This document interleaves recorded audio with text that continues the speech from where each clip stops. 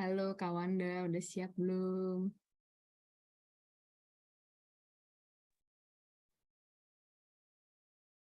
Oke, oke. Masih ada yang kurang sih sebenarnya Bu Selvi sama Mbak Anita. Mas Icon udah belum? Mas Icon juga belum ya? Mas Icon. Mas Icon udah deh Rikson nih. Tapi ya udah 9.15, udah kita tunggu 15 menit, jadi kita mulai aja ya Kak Wanda. Ya, selamat pagi teman-teman dan juga Kak Wanda sebagai pemateri pagi hari ini. Eh, Pagi ini Kak Wanda mau bahas tentang materi yang berguna banget buat kita karena pasti kita ngalamin atau ada project ini yaitu pemeriksaan. Tapi Kak Wanda specifically mau bahas tentang ekualisasinya. Nah, ekualisasi itu kan biasanya salah satu pendekatan yang dilakukan pemeriksa untuk memeriksa kepatuhan wajib pajak. Nah, gimana sih ekualisasinya? Apa sih yang harus dicocok-cocokin di dalam ekualisasi itu dan harus gimana trik-triknya? Nah, Kawanda mau bahas tentang itu. Jadinya waktu dan kesempatan pada pagi hari ini dipersilahkan untuk Kawanda.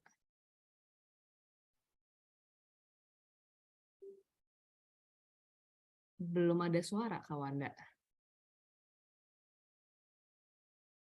Nggak ada. Nggak ada. Nggak ada suaranya.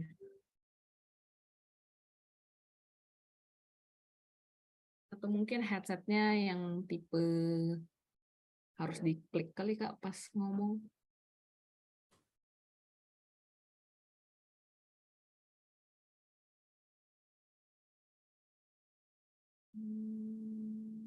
Oh iya, belum di-sharing ya.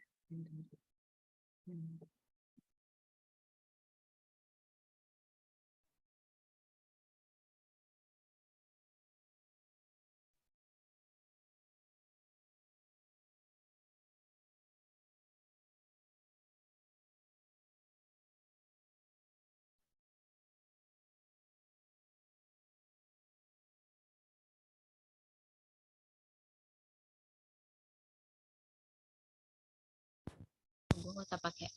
Halo, udah. Gue nggak usah pakai headset ya. Udah Kak, udah kedengeran. Udah bisa share screen Kak.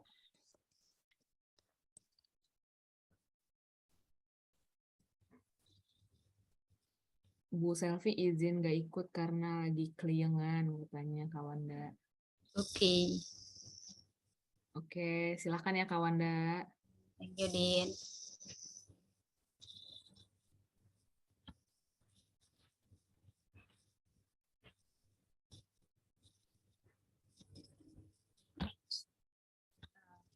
Baik teman-teman, hari ini kita akan ngebahas terkait ekualisasi perpajakan.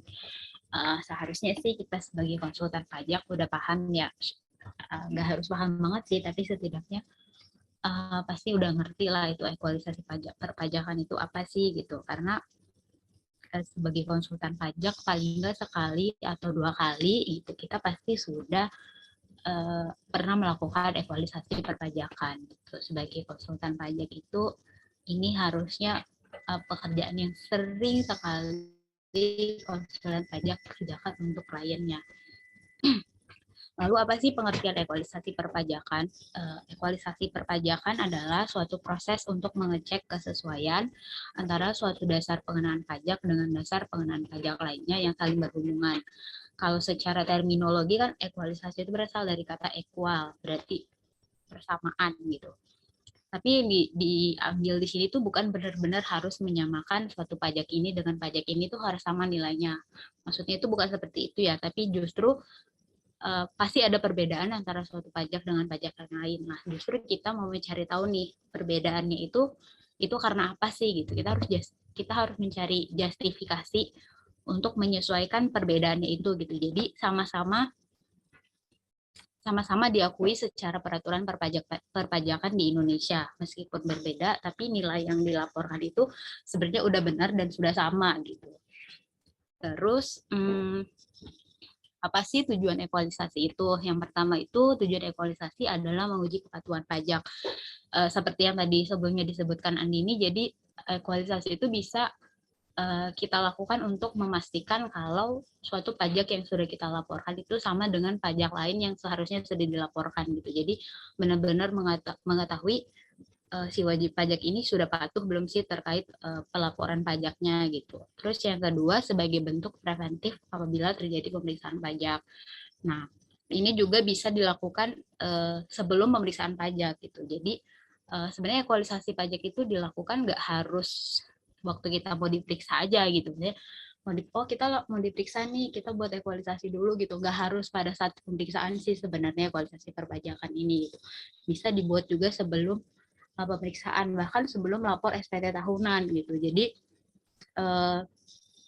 sebelum kita lapor SPT tahunan, jadi kan bisa secara umum kan ekualisasi itu kan di ekualisasi bulanan dilawankan dengan SPT tahunan badan gitu. Jadi sebelum kita lapor SPT tahunan badan, kita pastikan dulu nih semua pajak-pajaknya udah terlapor dengan sesuai dengan SPT tahunan yang akan kita lapor. Jadi itu yang sebagai bentuk preventif lah. Jadi kalau misalnya nanti ada pemeriksaan pajak, nilai-nilainya itu sudah terlapor semua gitu.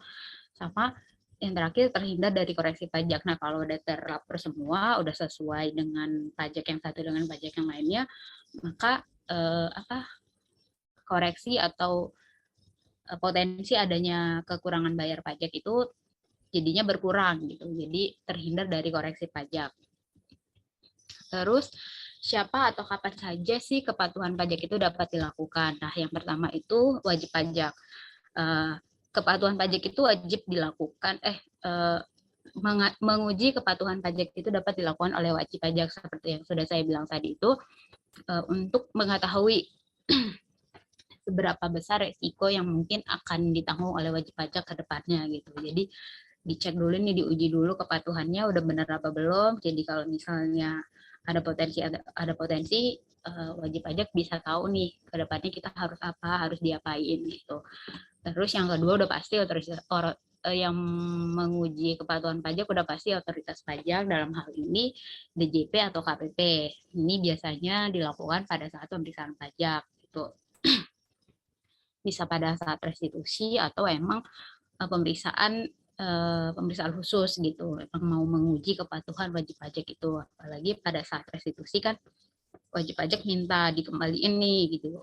Ya kan otoritas pajak nggak mungkin langsung memberikan pengembaliannya itu kan, pasti mereka mengecek dulu udah benar belum nih kepatuhannya selama pelaporan pajak selama setahun ini gitu. Dan yang terakhir ada bisa dilakukan pada saat merger atau akuisisi.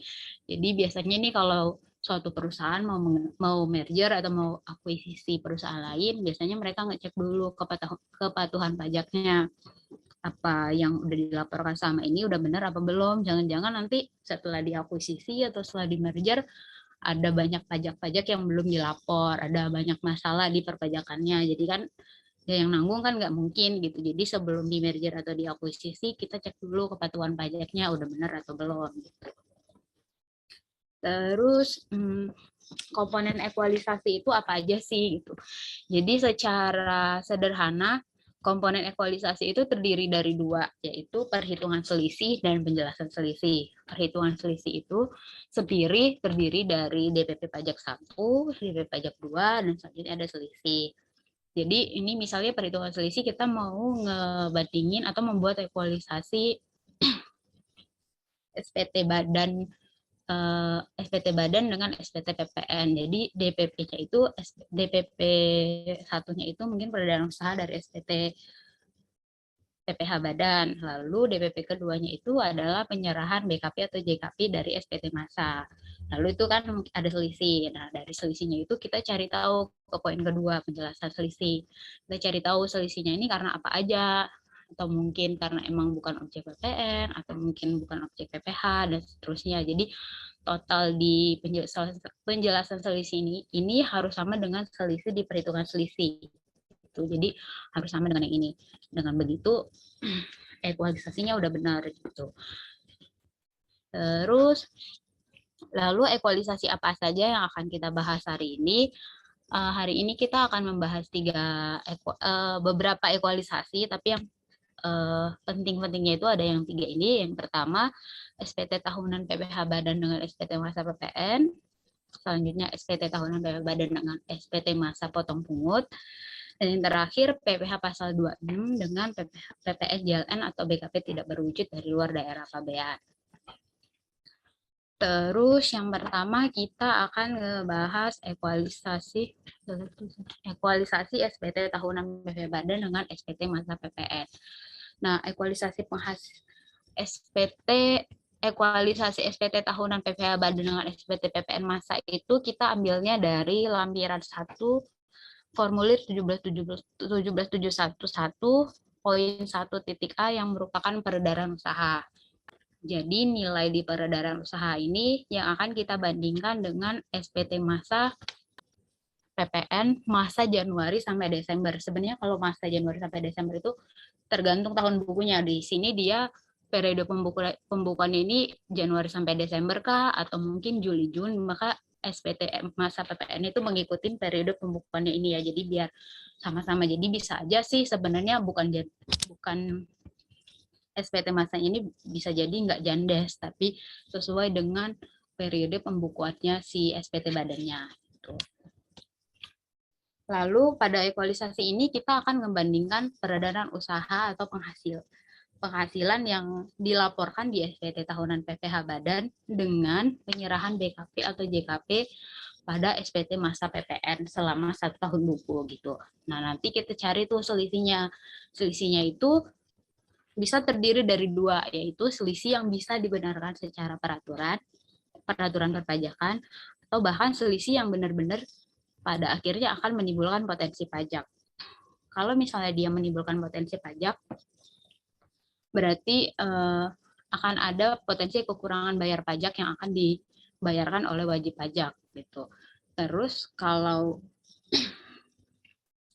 selisihnya yang dibenarkan itu maksudnya seperti apa adalah yang pertama, jadi pelaporan idealnya kan SPT PPh peredaran usaha yang kita laporkan di SPT Badan itu harusnya sama dengan penyerahan yang kita laporkan di SPT masa selama 1 tahun buku.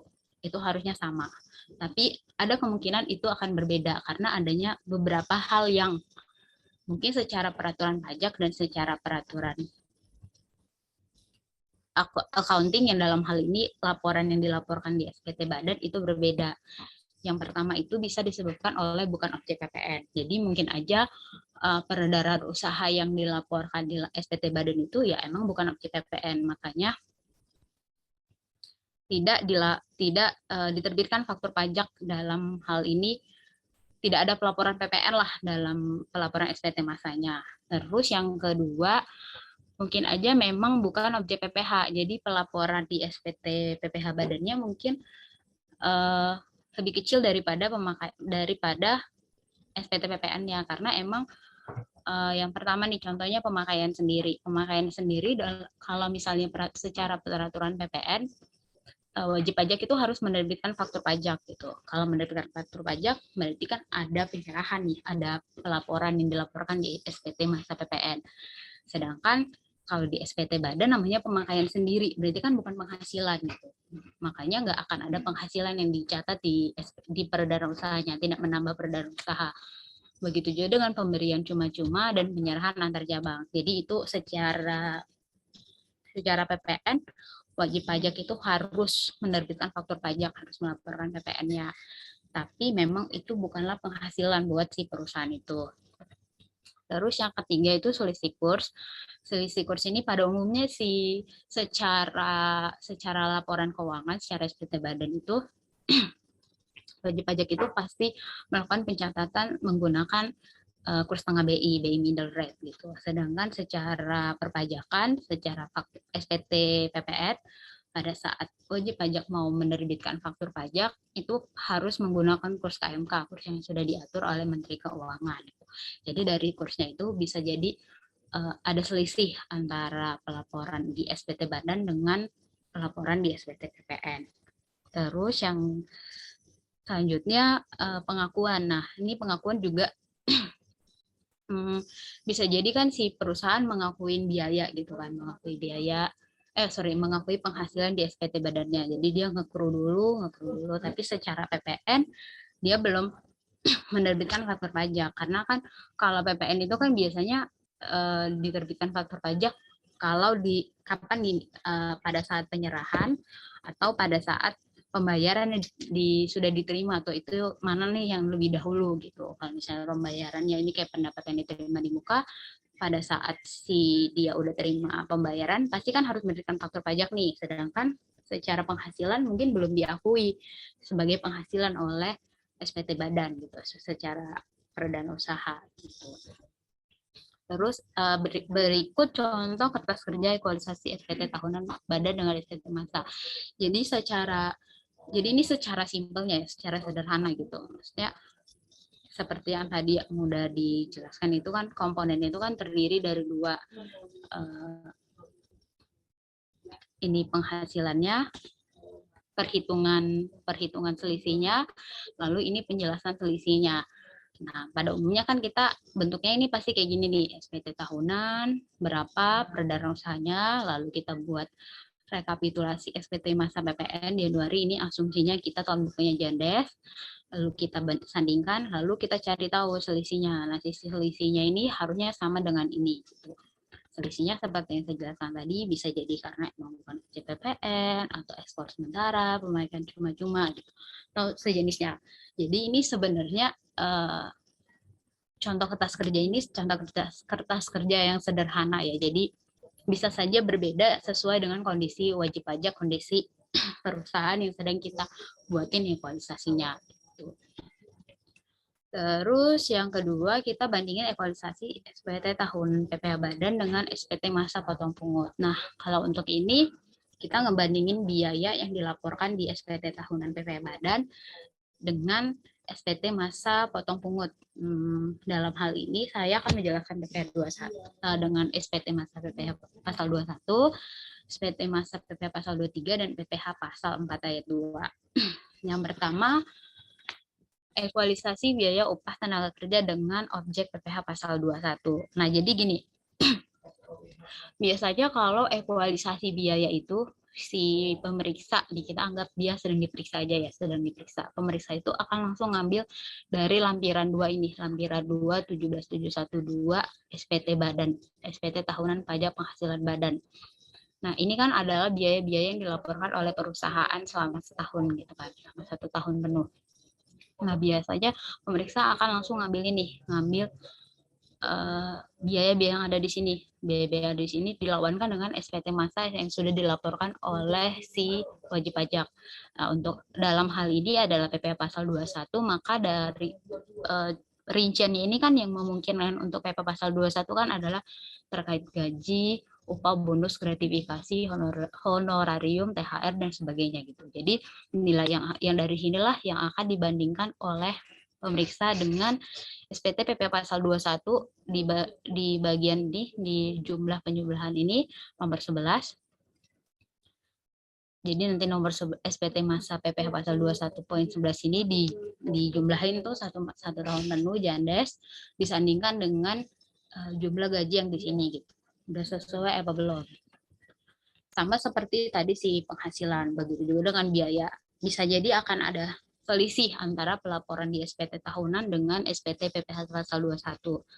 Sama aja kalau misalnya dia selisihnya itu emang tidak dibenarkan oleh peraturan perpajakan, maka akan ada kemungkinan kalau ada potensi pajak itu akan ada kekurangan pembayaran yang harus dilakukan oleh wajib pajak. Ya bisa jadi sih sebenarnya emang objek nih ya, potensi yang mungkin itu sebenarnya bukan emang objek PPh pasal 21 tapi nggak dilaporin sama dia PPh 21-nya, maka ya akan ada selisih kan, selisihnya yang emang nggak bisa dijelaskan lagi sama si wajib pajak, maka itu akan ada potensi pajak yang mengakibatkan si wajib pajak harus membayar lagi nih gitu. Tapi ada juga yang memang mungkin secara SPT PPh pasal 21 atau SPT PPh tahunan emang begitu secara peraturan perpajakannya. Jadi maksudnya bisa dibenarkan baik secara peraturan PPh tahunan maupun PPh pasal 21. Terus apa aja sih yang bisa dibenarkan? Nah, yang bisa dibenarkan itu Antara lain yang pertama, biaya yang memang bukan objek PPh pasal 21. Contohnya pembayaran JHT, pembayaran JP. Jadi kalau jaminan pensiun, jadi jaminan hari tua dan jaminan pensiun itu pasti kan itu ada biayanya setiap tahun gitu, setiap bulan lah gitu. Si perusahaan kan akan membayar porsinya perusahaan untuk si karyawan gitu. Tapi secara PPh pasal 21, JHT dan jaminan pensiun itu biasanya dipotong pada saat wajib pajak atau si karyawan mencairkan si jaminan hari tua dan jaminan pensiunnya itu. Maka dia bisa menjadi secara PPh pasal 21 emang dia bukan objek PPh pasal 21 pada saat itu gitu. Jadi bisa menjadi pengurangnya gitu. Terus yang kedua, natura kenikmatan. Natura kenikmatan kalau nggak salah kan per tahun kemarin atau tahun ini tuh ada peraturan yang emang sebenarnya natura kenikmatan itu sudah menjadi objek PPh pasal 21. Cuman kan ada biaya-biaya tertentu yang emang bukan objek PPh pasal 21 gitu. Jadi yang kayak seperti memberi makan seluruh karyawan gitu kan, itu mungkin bisa jadi biaya di SPT tahunan, tapi bukan objek PPh pasal 21. Lalu yang selanjutnya mungkin di dalam akun si SPT tadi itu, si gaji ini mungkin mereka si perusahaan kan dimasukin aja semua di situ gitu kan, biaya-biaya terkait karyawan-karyawan gitu kan. Tapi ternyata setelah lihat mungkin emang bukan objek PPh pasal 21, tapi mungkin dia objek PPh pasal 23. Jadi di sini kita emang harus ngecekin di dalam-dalamnya itu, di dalam rincian ini kan sebenarnya ada banyak akun tuh nanti pasti biasanya kalau di GL kan ada banyak akun, kita teliti lah satu-satu. Kemungkinan besar emang nggak semuanya adalah objek PPh pasal 21. Nah, disitulah kita cari tahu apa aja. Terus yang selanjutnya, sesi yang dapat dibenarkan mungkin adalah perbedaan pengakuan biaya dan pemotongan dan selisih kurs. Terus ini contoh kertas kerja ekualisasi biaya upah tenaga kerja dengan SPT masa PPh pasal 21. Sama aja kayak yang tadi, ini adalah secara sederhana aja gitu ya. Jadi komponen perhitungannya itu adalah biaya upah kerja di SPT tahunan yang tadi, terus dilawankan dengan objek pajak penghasilan pasal 21 Januari sampai ke Desember. Lalu disandingkan, ada selisih, nah selisihnya ini harusnya sama dengan yang ini. Jadi tidak, kalau misalnya sudah sama, maka tidak akan ada potensi pajak lagi. Terus yang selanjutnya kita ngebahas ekualisasi biaya jasa, sewa, barang, dan royalti dengan objek PPh pasal 23 atau 26. Ini sama dengan PPh pasal 21 tadi, cuman kita tetap ngambil dari lampiran 2 17712, cuman kita ngambilnya dari sini nih poin 3, 4, 5. Atau pada umumnya sih ngambilnya poin ini ya, yang biaya yang menurut pemeriksa ini kayaknya objek PPh 23 nih semuanya gitu. Tapi ya bisa jadi sebenarnya enggak gitu kan. Nah, disitulah kita cari tahu sebenarnya di dalam itu ada apa aja nih. Bisa jadi akan ada selisih yang benar-benar dia objek PPh 23, ya emang nggak dilaporkan wajib pajaknya, maka akan ada potensi pajak, atau ya memang ada selisih yang emang sudah sesuai dengan peraturan perpajakan gitu. Apa aja sih selisih yang sudah sesuai dengan peraturan perpajakan? Yang pertama, biaya tersebut emang bukan objek PPh pasal 23 gitu. Contohnya bukan objek PPh pasal 23, ya memang mungkin biayanya itu adalah objek PPh final gitu. Mungkin pembayaran sewa gedung, sewa tanah dan bangunan, mungkin ada terdapat di akun ini nih, di perinciannya ini mungkin sebenarnya ada biaya sewa tanah dan bangunan gitu. Makanya di sini kita bisa keluarin tuh, itu sebenarnya bukan objek PPh pasal 23 gitu. Lalu ada pembelian material gitu. Sama kayak yang si sewa tadi, di bagian rinciannya itu mungkin ada pembelian material gitu. Jadi nggak serta-merta semua yang ada di situ itu adalah pembayaran jasa atau sewa barang gitu. Bisa jadi sebenarnya ada pembelian material.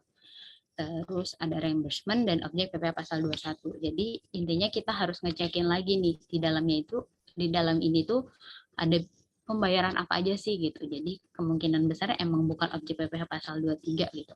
Oh ya emang ada selisih kurs gitu atau perbedaan pengakuan. Terus ini contoh kertas kerjanya ya, kertas kerja secara sederhana lagi. Kita bandingin biaya yang tadi itu ada banyak itu di SPT tahunan, lalu kita bandingkan dengan SPT PP pasal 23. Lalu kita akan menemukan selisih, kita cari tahu dah selisihnya, kita memberikan penjelasan, misalnya dia pembelian barang, atau pembayaran gaji outsourcing, atau pembelian tiket yang memang bukan objek PPh pasal 23, lalu dia ada mungkin objek PPh pasal 4 ayat 2 di dalam biaya tersebut. Gitu. Selanjutnya kita ngebahas tentang ekualisasi biaya sewa tanah atau bangunan dengan objek PPh pasal 4 ayat 2. Nah, ini kita ambil juga dari lampiran 2 1312 yang ini biaya sewa. Kalau dari sewa kan bisa jadi dia sewa barang atau sewa tanah atau bangunan gitu kan. Jadi langsung kita ambil sewa, nanti di penjelasan selisihnya kita jelasin lagi, oh ternyata sewanya itu bukan cuma sewa tanah atau bangunan, tapi adalah sewa barang gitu. Nah, itu kita lawankan dengan SPT PPh pasal 4 ayat 2 bagian 5 persewaan tanah dan atau bangunan. Jadi untuk Januari sampai Desember kita rekap dulu, lalu kita sandingkan dengan nilai biaya sewa yang ada di sini. Terus seperti yang tadi aku bilang, selisihnya itu bisa jadi karena memang nggak semuanya itu adalah objek PPh pasal 42. Ada yang merupakan objek PPh pasal 23 gitu. Sewa barang misalnya, sewa mobil gitu-gitu kan. Mungkin si accounting-nya masukinnya semuanya sewa, penting sewa masukin ke sini gitu. Nanti pas ekualisasi lah kita cekin lagi gitu. Udah benar belum nih 4 ayat 2 biaya sewanya ini terkait sewa tanah dan bangunan semua atau ada juga mungkin sewa barang gitu. Nah, ini contoh kertas kerja ekualisasi biaya sewa tanah atau bangunan dengan SPT masa PPh pasal 4 ayat 2 secara sederhana gitu. Jadi kita lihat dari biaya sewa tadi mungkin nilainya berapa, terus kita rekap nilai yang terkait dengan persewaan di PPh pasal 4 ayat 2, kita sandingkan, lalu kita berikan penjelasan. Mungkin dia memang objek PPh pasal 23 atau selisih kurs atau biaya dibayar di muka gitu. Biasanya biaya dibayar di muka itu kan biasanya kalau sewa itu kan kita biasanya sewa terus bayar dulu langsung full. Bisa jadi kan sewanya misalnya periodenya Jun gitu misalnya, Jun, sedangkan tahun bukunya kan Jandes. Ada perusahaan-perusahaan yang emang membiayakannya itu kan dia sesuai dengan per bulan gitu di amortisasi. Tapi kan mungkin tapi kan kalau secara perpajakan, secara PPh pasal 42 di mana pada biaya PPh itu kan terutang pada saat dibayarkan gitu kan, atau di saat dia untuk dibayarkan mana lebih duluan gitu. Jadi kalau misalnya emang dibayarnya di bulan Juni, ya udah PPh 4 ayat 2-nya pun akan langsung dipotong dan dilaporkan pada saat itu juga. Sedangkan biayanya mungkin baru nanti di amortisasi per bulan. Jadi bisa jadi pelaporan SPT PPh 4 itunya kan lebih besar, jadi kita akan nambahin. Terus yang selanjutnya ekualisasi PPh pasal 21 atau 26. Jadi ini lebih fokus ke 26-nya dengan PPh pasal 23 atau 26. Dan PPh pasal 23 atau 26 ini kita ambil 26-nya dengan PPN JLN BKP tidak berwujud. Jadi ini lebih ke pajak luar negeri ya, PPh pasal 26 luar negeri dengan PPN JLN gitu. Jadi kalau secara umum kan biasanya PPh pasal 26 itu pasti dilaporkan juga SPT PPN JLN-nya gitu, terutama PPN JLN juga. Nah, untuk PPh pasal 26 kita ambil dari SPT PPh pasal 21 atau 26 nomor 10. Terus dan SPT PPh pasal 23 atau 26 poin B2, jadi yang bagian keduanya itu kita sandingkan dengan SPT PPN di formulir 111 B1 selain impor BKP. Jadi kan di formulir SPT PPR lampiran B1 itu kan biasanya ada terdiri dari impor BKP, impor BKP berwujud atau BKP tidak berwujud, royalti gitu kan. Nah, yang kita sandingkan itu adalah pelaporan-pelaporan yang jasa luar negerinya itu, jasa luar negeri kecuali impor BKP berwujudnya. Jadi jasa luar negerinya, royaltinya, sejenisnya gitu yang selain impor BKP berwujud itu. Jadi PPh 26 kita sandingkan dengan PPN JLN yang ada di SPT PPN. Nah, lalu kita sandingkan apa ada potensi pajak atau sebenarnya emang boleh sih selisih sih dia, tapi emang secara peraturan perpajakan itu dibenarkan. Yang bisa dibenarkan itu antara lain adalah yang memang bukan objek PP pasal 26 menurut P3B. Jadi menurut P3B itu ada beberapa P3B yang emang mengatur kalau jasa tanpa mulai BUT itu bukan objek PP pasal 26. Lalu dia memang bukan objek PPN seperti pembayaran bunga ke luar negeri atau pembayaran dividen ke luar negeri itu bukan objek PPN. Jadi kita tidak perlu membayarkan PPN JLN-nya. Jadi ini memang secara peraturan perpajakan dibenarkan gitu. Lalu mungkin selisih kurs ya, pelaporan si PPh pasal 26-nya itu mungkin emang berbeda pada saat kita melaporkan SPT PPN JLN gitu. Tapi harusnya sih sama-sama pakai sama-sama harus pakai KMK rate ya, kurs KMK. Jadi mungkin si PPh 26-nya itu lapornya pakai tanggal bayar mungkin. Lalu kan kalau PPN jalan kan seharusnya pakai tanggal invoice gitu. Bisa jadi itu jadi selisih kursi. Tapi ini juga masih selisihnya itu juga masih agak gray area sih untuk yang si PPN jalan ini. Sudah itu aja untuk ekualisasi hari ini. Maksudnya itu ekualisasinya masih ekualisasi sederhana ya. Jadi sebenarnya itu tergantung perusahaan masing-masing, tergantung wajib pajak masing-masing gitu. Bisa jadi jauh lebih rumit dari yang udah biasanya justru jauh lebih rumit dari yang udah aku jelaskan tadi gitu. Cuman secara gambaran sederhananya kira-kira kayak gitu. Jadi yang perlu kita lakukan pertama kali untuk ekualisasi itu apa dulu, yaitu ya rekap dulu SPT masa yang mau kita sandingkan dengan kita cari tahu biaya-biaya aja yang harus disandingkan dengan SPT masa itu gitu. Jadi yang paling intinya itu di situ, yang paling dasar untuk memahami mencari tahu ekualisasinya itu biaya apa saja yang perlu kita sandingkan dengan SPT apa gitu.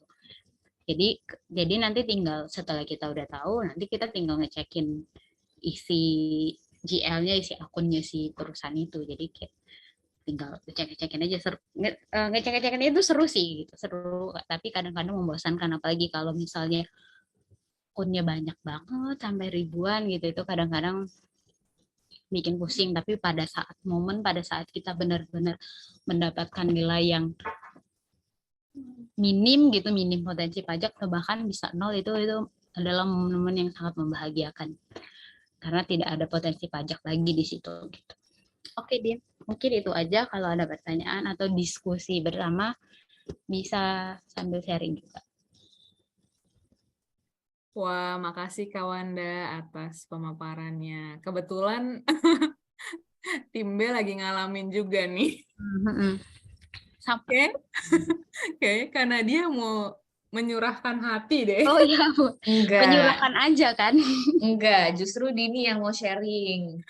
Oh iya, boleh sharing. Seriusan boleh. Dini pengalamannya lagi basah banget ini. Boleh Din, lu sharing yang kayak sekarang beneran lagi ngerjain ekualisasi kan. Maksudnya gimana nih trik lu biasanya dari pengalaman lu, triknya gimana? Waduh, langsung ditembak. Ya kan, ya lu bener-bener lagi ngalamin ekualisasi banget nih.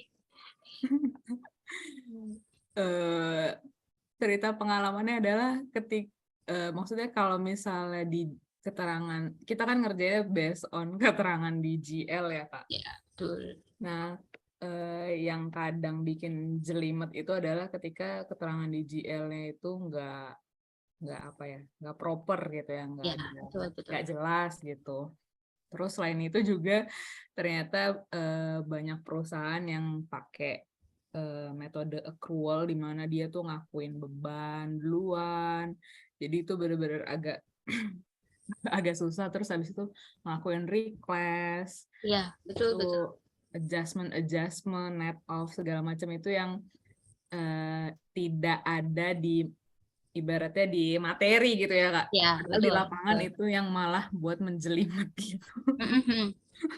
Betul betul. Jadi kayaknya emang ya maksudnya kalau secara materi ini kan emang dia sederhananya itu kayak gitu. Mm-mm. Setidaknya kita dapat gambaran. Cuman Iya, kalau betul. secara prakteknya emang ya tergantung Mm-mm. GL yang mau kita bedah ini Iya, gitu.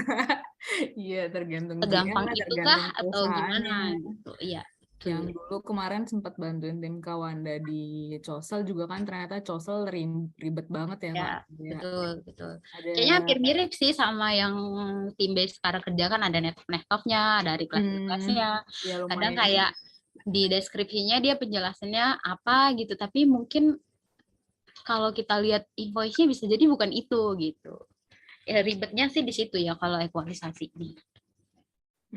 Betul Kawanda. Bahkan tim B belum ngecek invoice Kawanda. Iya. Yang bikin ini nggak tahu sih, mungkin sekalian nanya sama Kawanda juga deh yang udah banyak pengalaman di equalisasi.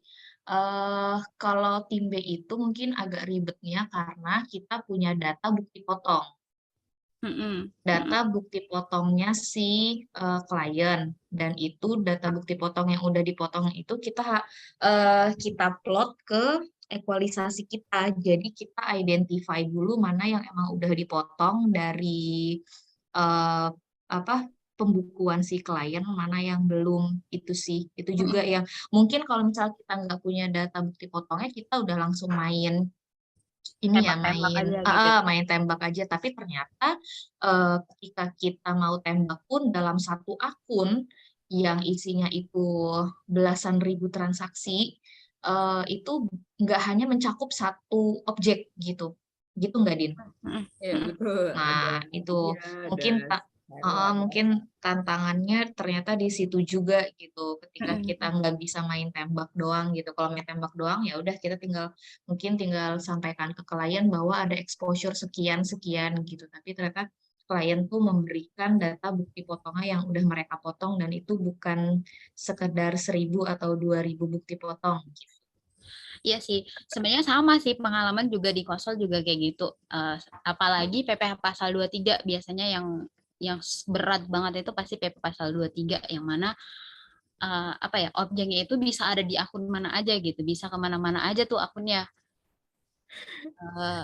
Sama sih kemarin konsol juga kayak gitu, bisa sampai lama banget untuk ngerjain PP pasal 23 aja. Misalnya gimana ya, mau cari trik yang cepat juga kadang si perusahaannya juga nggak konsisten untuk mencatat deskripsinya mungkin, atau apalah yang kita cari kata kunci yang gampang gitu kan ya, mau nggak mau kadang-kadang ya emang ya usaha lah, kita harus jelimetin satu-satu, Iya, cari effort satu-satu. ngecekin Iya, satu-satu ya jadinya ya, ya, Kak. betul. Paling nanti itu minta nambah fee harusnya sih, karena itu Oh gitu ya? Gimana Kak?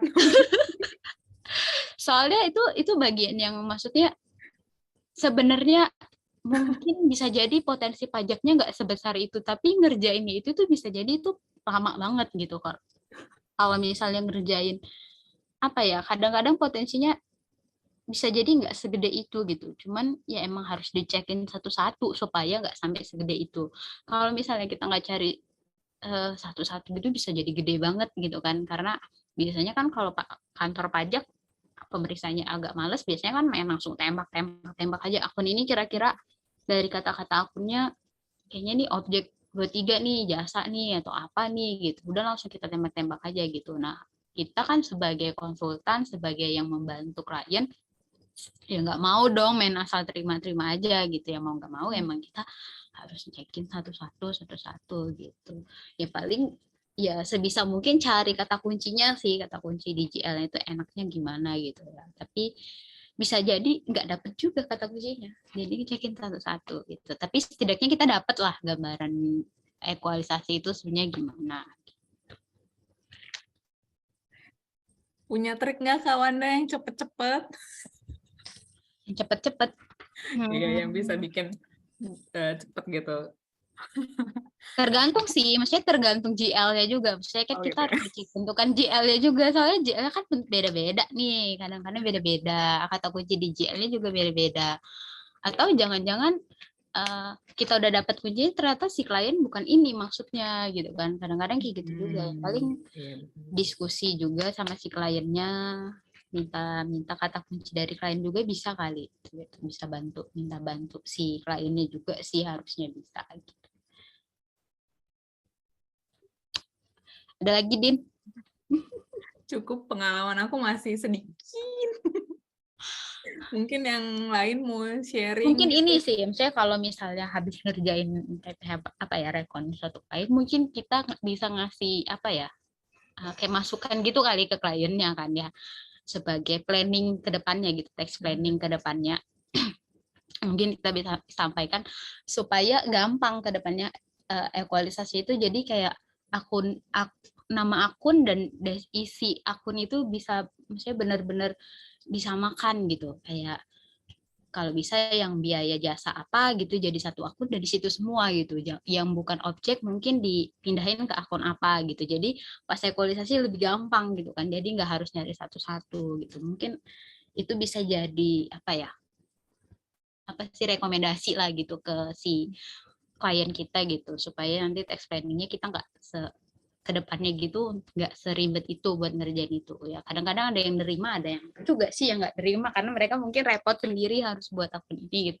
Tapi setidaknya bisa jadi kalau misalnya emang terima kan bisa membantu kita juga gitu kalau kedepannya mereka masih pakai kita mungkin. Ya, thank you Kak Wanda sharingnya. Mungkin yang lain mau sharing-sharing. Mungkin Mbak Wida Iya, sharing. Mbak Winda juga nih, ternyata nih. Jangan udah lagi tegangan diwakilkan tinggi. sama Dini dan Nadia. Mbak Winda lagi Ya, tegangan mungkin. tinggi. Mungkin sharing klien lain Mbak yang gampang Mbak, ada nggak Mbak? Kalau namanya ekualisasi kayaknya nggak ada yang gampang nih. Asik. Ada sih sebenarnya yang Ya gampang. sebenarnya Kalau ya dia itu perusahaannya tergantung nggak terlalu GL-nya sih. gede. Kalau misalkan Ya. pembukuan atau pencatatannya kliennya rapi dan jelas, nggak banyak macem-macem apa ya mungkin gampang. Maaf nih, FB itu rapi, cuman Ya, banyak. Rapi tapi mungkin belum jelas. rapi, cuman banyak keterangan-keterangan yang gaje gitu, nggak jelas gitu. Ya Iya. seperti yang Dini bilang, banyak request gitu, terus kadang deskripsinya nggak ada, banyak adjustment gitu-gitulah. Jadi kayak membingungkan juga pasti ekualisasinya gitu. Dan banyak pencatatan akunnya, misalkan di akun ini dia dicatat, kan kita menjadikan juga dengan bukti potongnya. Misalkan di bukti potongnya nilai DPP 10 juta. Nah, ternyata setelah kita cek ke akunnya, di akun ini dia catatnya 5 juta. Nah, sisanya ternyata dicatat lagi di akun lain. Nah, kayak mencari-cari selisih itu, memekkan dengan oh ini dia nyatetnya di mana kok beda sama yang dia potong gitu. Nah, itu sih wasting time-nya bikin Ya, lama gitu, dan di mana akunnya itu juga sampai ribuan bahkan belasan ribu gitu. Itu sih yang bikin lama sebenarnya kalau 2-3. Tapi ya kalau dari semua ekualisasi sih aku pribadi memang berat di 2-3 karena akunnya banyak banget, kan? banyak Betul. akunnya jasa ini jasa itu, sewa ini sewa itu gitu. Itu sih. Ya, betul. Iya sih, paling ya kayak gitu. Kalau misalnya emang ada rencana si kliennya pakai kita, ya kita kasih tahu aja ya kalau bisa dirapiin lagi yang terkait dengan pemotongan atau pelaporan PP pasal 23-nya lagi, akunnya dirapiin lagi. Mungkin kayak gitu sih biar cepet gitu ya, misalnya biar kedepannya kita nggak makan banyak waktu lagi. Iya benar. Misalkan dia nyatetnya jasa manajemen, terus setelah kita stressing ke Bukpot, ternyata di Bukpotnya dia masuknya ke sewa. Ada yang begitu. Jadinya bingung. Sewanya juga udah. belum tentu cuma sewa barang ya, sewa tanah Iya. bangunan lebih pusing lagi. Ya udah, atau di kontrak kita bilang ekualisasi global. Udah selesai. Nah, itu. Tapi kan nggak mungkin. Berarti langsung Agak jembreng susah aja. juga. Iya, jebrek langsung kirim. Mau selisihnya puluhan Ya, M kayak gitu ya. Ya sebenarnya sih asas yang lebih baik kita lakukan ketika kita ekualisasi sih mendingan konservatif aja. Jadi apabila kita menemukan ada yang ragu, ya udah kita konservatif bahwa itu mostly objektif tuh PPH gitu. Jadi sisanya kalau emang menurut klien bukan, ya biar klien yang mengkonfirmasi itu gitu. Seharusnya sih kayak gitu ya Kak, harusnya sih kayak gitu. Tapi kan sebagian klien itu ada yang kayak, lah kan gue udah bayar lu yang cari dong. Ada sebagian yang kayak gitu kan. Ada juga yang mungkin ya syukur-syukur dia bisa bantu. Oh biasanya untuk perusahaan ini tuh emang bukan objek kayak gitu-gitu kan.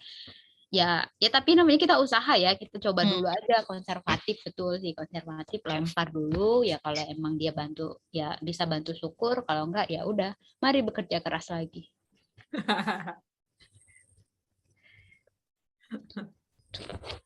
Ada lagi? By the way, Kak Wanda mau nanya, tadi kan Kak Wanda bilang kalau misalnya kita sebenarnya sebagai konsultan kayak lebih baik melakukan memberikan rekomendasi kan ke klien. Nah, kan Kosel nih udah jadi klien tahunan ya, dari tahun ke tahun. Rekomendasi itu udah pernah dilakuin nggak, Kak? Kan gue udah bilang tadi, kan bisa jadi ada klien yang emang akan membantu, ada juga yang tidak gitu. Kadang soalnya kalau si konsul ini emang agak sulit sih ya, orangnya juga demanding banget gitu. 1 tahun dia bisa 2 kali pakai, 2 kali ganti GL, itu juga membuat, jadi kayak tahun lalu kita udah paham nih, oh GL-nya kayak gini, tahun ini dia berubah bentuk GL lagi ya, beda lagi gitu. Jadi emang untuk konsul sih emang masih susah untuk ya kasih rekomendasi juga kayaknya ya aja gitu, belum dilakukan gitu ya, tapi namanya usaha kan, coba dulu.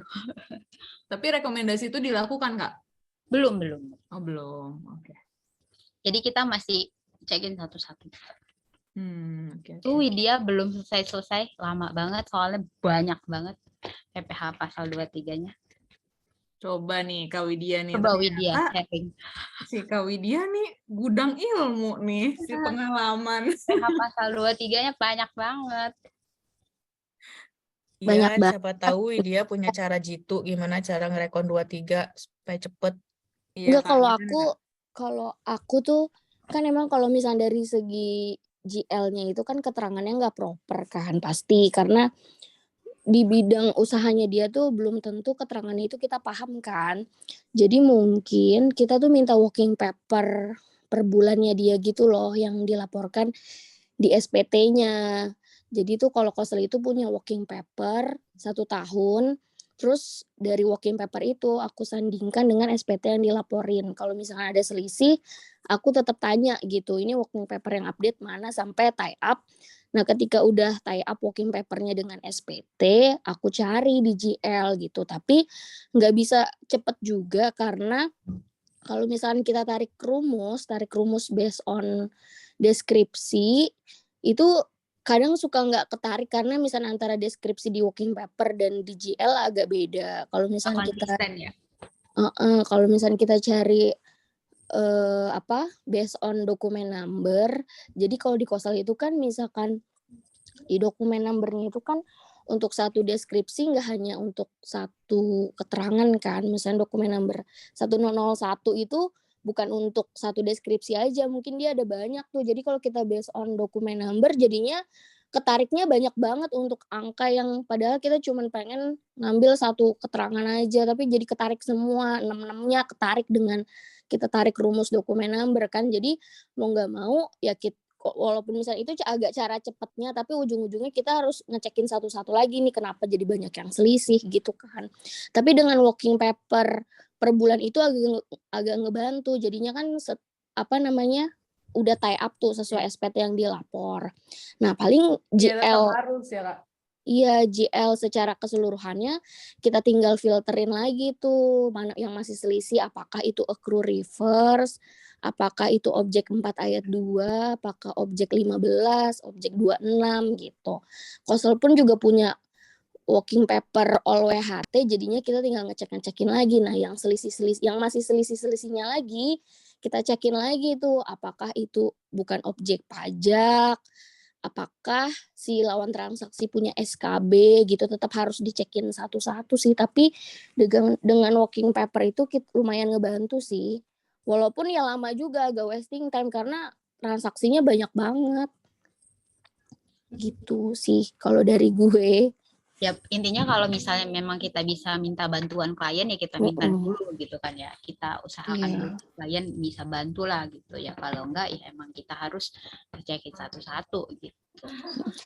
Tapi ini sih ya, maksudnya bukan kalau misalkan waktunya masih agak banyak, kita seusaha mungkin untuk lebih detail kan. Karena kalau misalkan koreksinya makin besar kan ngaruh ke fee, success fee kita kan ya Wan. Makanya kita kan agak berusaha supaya temuannya itu dikit lah gitu. Karena kalau misalkan tiba-tiba kita langsung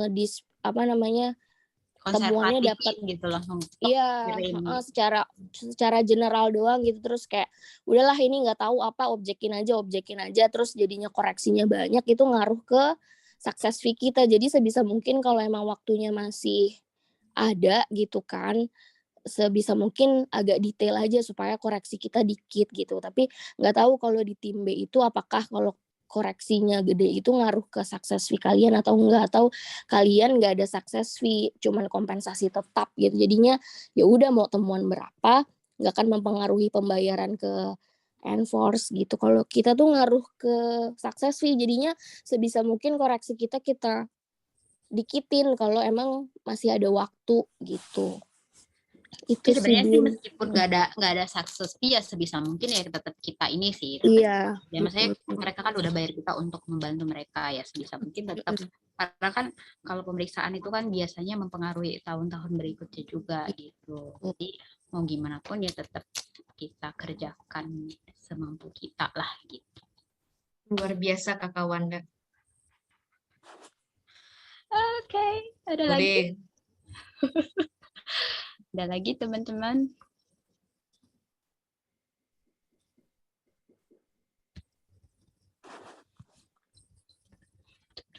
Ada lagi nggak teman-teman yang mau sharing? Mungkin dari tim A mungkin. Bisa, nggak harus ekualisasi PPH 23, mungkin ekualisasi PPS atau ekualisasi PPH 4 ayat 2 mungkin. Kayaknya paling gampang 4 ayat 2 sih. Yang kayak pasti kecil kemungkinan ada selisih. Oh, tapi Kak Wanda mau nanya deh, sebenarnya kalau menurut Kak Wanda pribadi, kalau lagi ngerjain ekualisasi itu perlu nggak sih pemahaman akuntansi di dalamnya? Nggak perlu juga sih. Oh, perlu juga ya? Jangan. Oke. Akuntansi dan pemahaman Excel, rumus Excel. Iya benar, pemahaman rumus Excel. Kayaknya seru nih kalau Coffee Morning selanjutnya bahas rumus-rumus Excel gitu ya. Juga tuh. Iya benar, biar cepet ya, biar kita bisa cari trik-triknya biar gimana nih enaknya, gak harus satu-satu gitu kan ngecekinnya. Sebenarnya dasar ekualisasi itu ini sih ya, selain akuntansi itu compliance sih ya Wan. Ya betul. Iya makanya tadi yang sebelumnya aku bilang, makanya kan untuk ekualisasi ini setidaknya kita paham nih, kita mau ngebandingin apa nih, SPT apa sama SPT apa gitu. Bagian mana sama bagian mana. Kalau misalnya biaya di SPT badan, biaya apa nih? Kalau biaya apa itu mau dibandingkannya sama SPT masa jenis apa gitu. Jadi yang paling, hanya di sini sebenarnya dasarnya adalah kita tahu aja nih kita harus ngebandingin apa sama apa, setidaknya itu. Gitu. Untuk secara teknikalnya, secara prakteknya itu pasti jauh lebih sulit sih, karena emang kan jenis GL kan beda-beda setiap klien. Tapi setidaknya kita tahu kita harus ngebandingin apa. Gitu. Setuju. Wah, menarik. Makanya si Dini sampai ngambil brevet Wanda supaya tambah pinter pajaknya. Supaya lancar ekualisasinya ya. Supaya lancar ekualisasinya. Ya, soalnya saya pemahamannya masih sedikit, masih piece of cake kecil sedikit. It's okay. Abis itu ada lagi kah yang mau sharing gitu? Mungkin dari tim A nih, apakah ada misalnya Mas Eja? Ini dari Mas Eja mungkin. Ya. Atau siapa? Mas Icon, ada Mas Icon nih.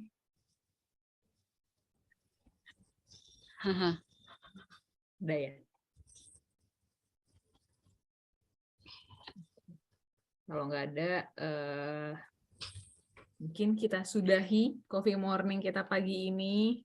Terima kasih buat Kak Wanda yang sudah memaparkan materi. Terima kasih juga buat Pak Wayan dan juga teman-teman yang telah menyempatkan waktunya untuk ikut coffee morning pagi ini. Semoga pemaparan dari Kak Wanda bisa bermanfaat buat kinerja kita ke depannya. Sampai jumpa di coffee morning selanjutnya. Selamat beraktivitas kembali teman-teman. Makasih Kak Wanda. Terima kasih teman-teman. Terima kasih Pak Wayan.